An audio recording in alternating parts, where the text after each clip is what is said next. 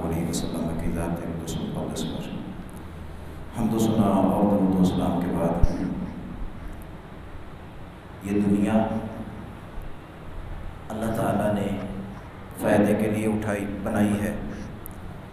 قرآن پاک کی آیت کریمہ میں اللہ تعالیٰ فرماتے ہیں متاع قلیل، یہ بہت تھوڑا فائدہ ہے، بہت کم فائدہ ہے، اور آخرت کا بہت بڑا فائدہ ہے۔ یہاں بندہ مختلف چیزوں سے فائدے اٹھاتا ہے، اپنی سواری سے بندہ فائدہ اٹھاتا ہے، کاروبار سے، تجارت سے بندہ فائدہ اٹھاتا ہے، رشتہ داروں سے بندہ فائدے اٹھاتا ہے۔ المختصر بات، جہاں تک ہو سکتا ہے بندہ یہاں کوئی نہ کوئی فائدہ اٹھانے کی کوشش کرتا ہے۔ فرمایا یہ دنیا ساری کی ساری فائدے کی ہے، اور بہترین فائدے کی چیز الدنیا کلھا متاع وخیر متاع الدنیا المرأة الصالحہ، دنیا میں سب سے بہترین اور نفع بخش چیز انسان کی نیک اور صالح بیوی ہے۔ اگر اسے اچھی بیوی میسر آ گئی تو اسے دنیا کے تمام فوائد حاصل ہو گئے، اس کی نسل بھی اچھی، اس کا گھرانہ بھی بہترین، اس کی اولاد بھی بہترین، رشتہ داروں میں بھی معزز، یہ دیندار گھرانہ بن جائے گا اگر اس کی بیوی سے فرما بردار مل گئی۔ اور بیوی کا سب سے پہلا حق وہ یہی ہے کہ اپنے مرد کی فرما برداری کرے۔ اللہ تعالیٰ نے جہاں نیک خواتین کا تذکرہ کیا، جبکہ خامد کے حقوق بھی اللہ تعالیٰ نے بیان فرمائے جو بیوی کے اس نے ادا کرنے ہیں۔ سب سے پہلا حق اللہ تعالیٰ نے بیان فرمایا کہ اس کا حق مہر اسے ادا کیا جائے۔ جتنی جلدی ہو سکے بندہ اپنی زندگی میں عورت کا حق مہر ادا کرے، اور جو بندہ بغیر حق مہر ادا کیے دنیا سے مر جائے وہ ایسے ہے کہ وہ اپنی بیوی کے ساتھ زنا کرتا مرا ہے، اس کا نکاح نہیں۔ کوشش یہ کرنی چاہیے، پہلا حق مرد کا یہ ہے کہ وہ اپنی بیوی کا حق مہر ادا کر دے جتنی جلدی ہو سکے۔ اور دوسرا حق، اس کی روٹی کا نفقے کا ذمہ مرد کے ذمے ہے، اسے پورا کرے۔ کیسے پورا کرنا ہے؟ جیسا خود کھاتا ہے ویسا بیوی کو بھی کھلائے، جیسا لباس خود پہنتا ہے ویسا بیوی کو بھی پہنائے، جیسی چیزیں خود استعمال کرتا ہے ویسی چیزیں بیوی کو بھی خرید کر کے دے، وہ بھی اسے استعمال کرے۔ جو استعمال کی چیزیں ہیں، جو پہننے کی چیزیں ہیں، کھانے کھلانے کی، پینے پلانے کی، استعمال کی چیزیں، جیسے خود پسند کرتا ہے، جیسے خود استعمال کرتا ہے ویسے بیوی کو بھی دے۔ اور تیسرا حق یہ ہے کہ بیوی کے اوپر ظلم نہ کرے، اسے گالیاں نہ دے، پریشان نہ کرے، زبان درازی نہ اس کے ساتھ کرے، بد اخلاقی نہ کرے، برا سلوک نہ کرے۔ اب آتے ہیں بیوی کے حقوق کی طرف جو اس نے مرد کے ادا کرنے۔ پہلا حق عورت کا حق یہ ہے کہ وہ مرد کا حق یہ ہے کہ اس کی فرما برداری کی جائے، اطاعت گزاری کی جائے۔ جہاں مرد نے کہہ دیا، جو بات مرد نے کر دی، جو شریعت کے مد مقابل نہ ہو، شریعت کے خلاف نہ ہو، اسے مانا جائے۔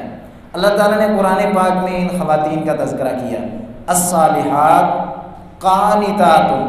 فرما بردار۔ یہ نیک عورتوں کی صفت ہے کہ وہ اپنے خامدوں کی، اپنے شوہروں کی فرما برداری کرنے والی ہوتی ہیں۔ حافظات للغیب، دوسرا حق یہ ہے مرد گھر میں نہیں ہے تو اپنی عزت کی حفاظت کریں، مرد کے گھر کی حفاظت کریں، مرد کے مال کی حفاظت کریں، مرد کی اولاد کی حفاظت کریں۔ حافظات للغیب بما حفظ اللہ واللاتی تخافون نشوزہن فعظوہن واہجروہن فی المضاجع واضربوہن۔ پھر اللہ تعالیٰ نے ان خواتین کے لیے ایک رائے قائم کی، ایک اصول دیا جو منہ پھٹ ہیں،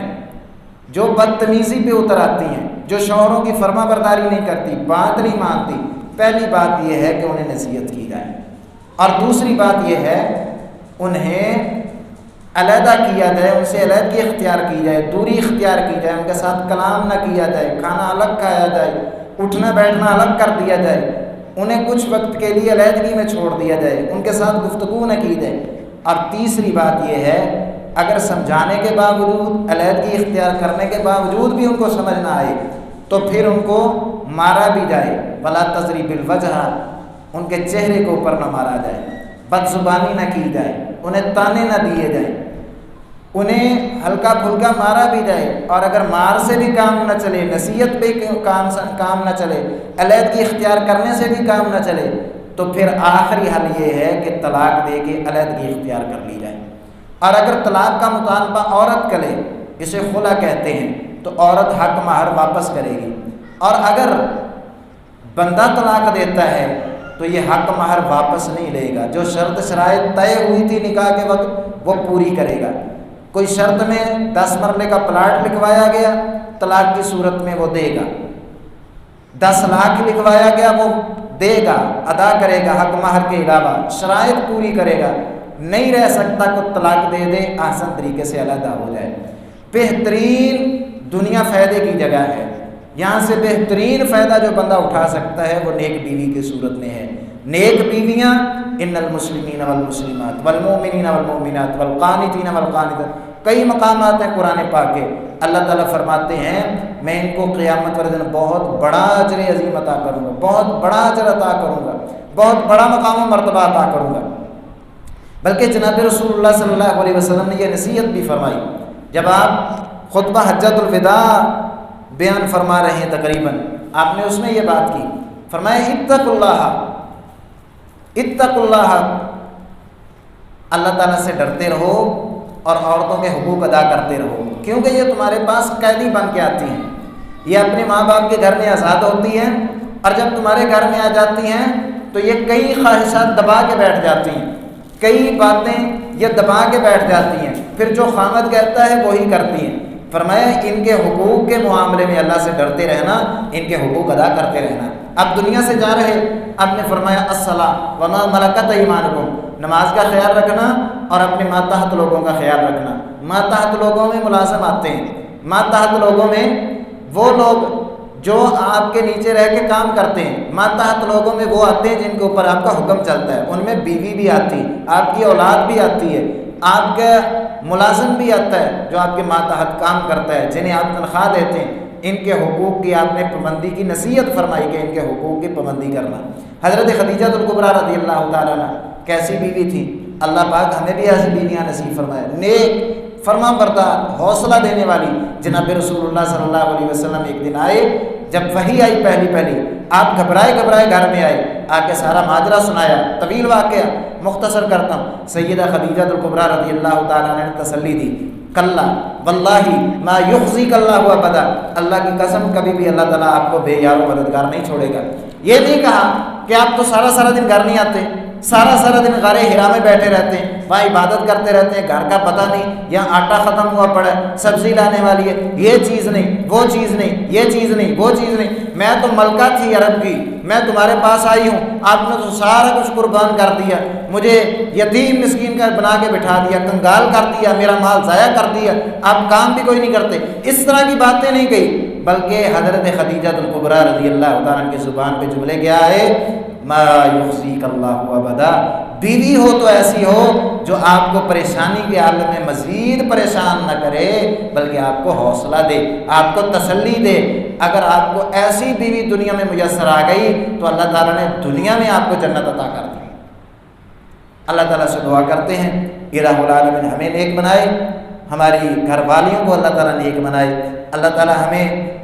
اپنے گھر والیوں کے حقوق ادا کرنے کی توفیق عطا فرمائے، اولاد کے حقوق ادا کرنے کی توفیق عطا فرمائے، ہمسایوں کے حقوق ادا کرنے کی توفیق عطا فرمائے، حقوق العباد پابندی کے ساتھ اللہ تعالیٰ احسن انداز میں ہمیں ادا کرنے کی ہمت اور توفیق عطا فرمائے۔ وما توفیقی الا باللہ علیہ توکلت و الیہ۔ بسم اللہ الرحمن الرحیم، الحمدللہ رب العالمین والعاقبۃ للمتقین، اللہم صلی علی محمد وعلی